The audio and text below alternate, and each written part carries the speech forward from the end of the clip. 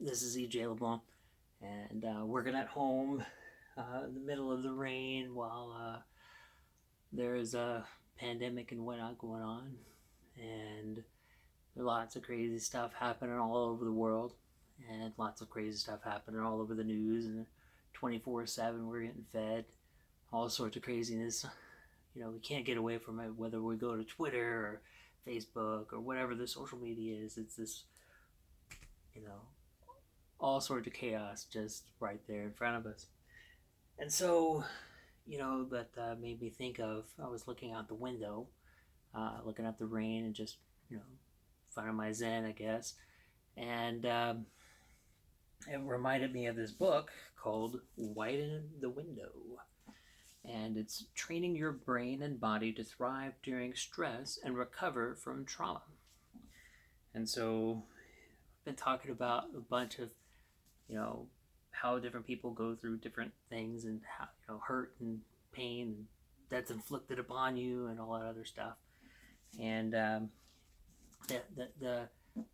overall overarching concept that I got out of widen the window. Here's the name again. Was okay. There's something that I see that freaks me out. A trigger, right? Like a stimulus. Whatever that stimulus is, how do what my immediate response to that upsetting stimulus is almost always negative and almost always terrible.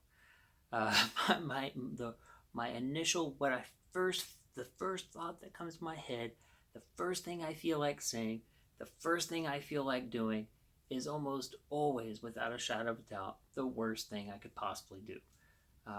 And so there's a window between that stimulus and how I choose to respond to that. And so, whenever you first are dealing with trauma, that window is very small. There's stimulus, fly off the handle, and that window at first is very, very small.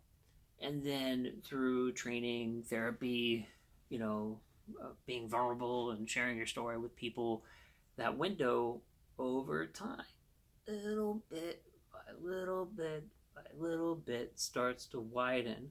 And you're finally able to give yourself the time that's necessary in order to, okay, let that stimulus come in.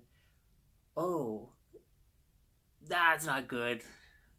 Okay, what's my initial response to that? That's not a good option.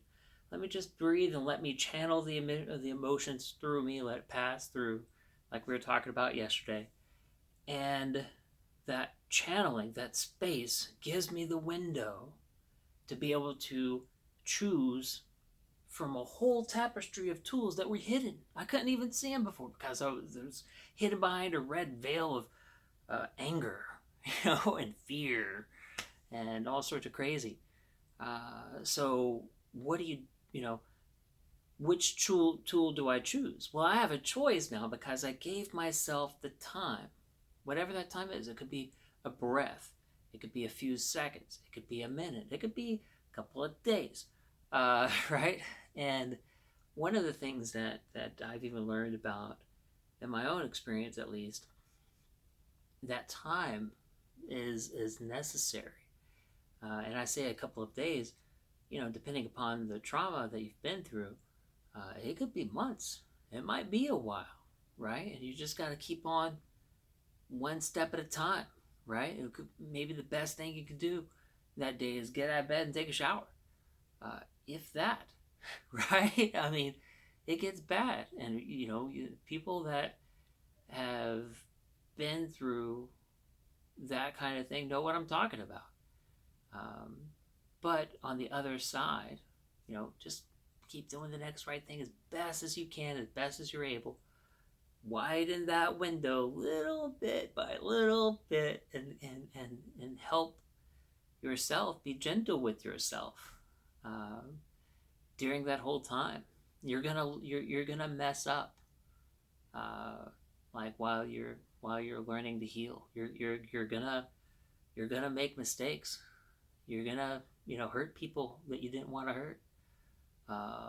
It's just part of it, and I'm seeing it more and more, and you know, and it's just part of that.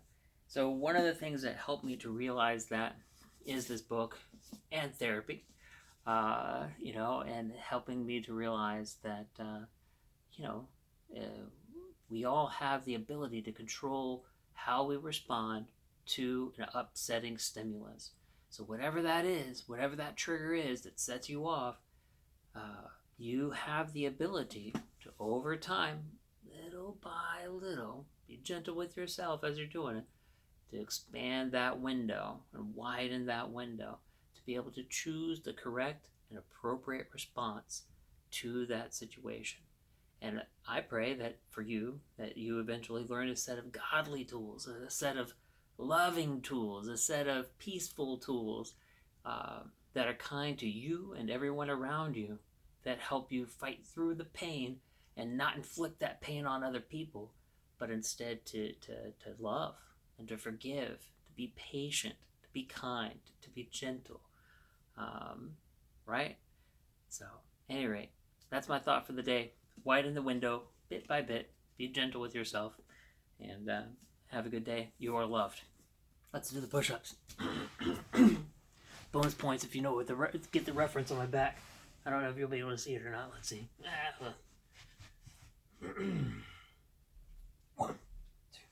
3, 4, 5, 6, 7, 8, 9, 10, 11, 12, 13, 14, 15, 16, 17, 18, 19, 20, 21, 22.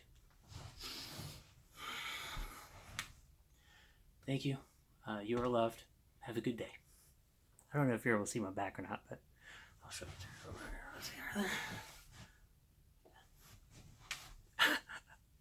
See it.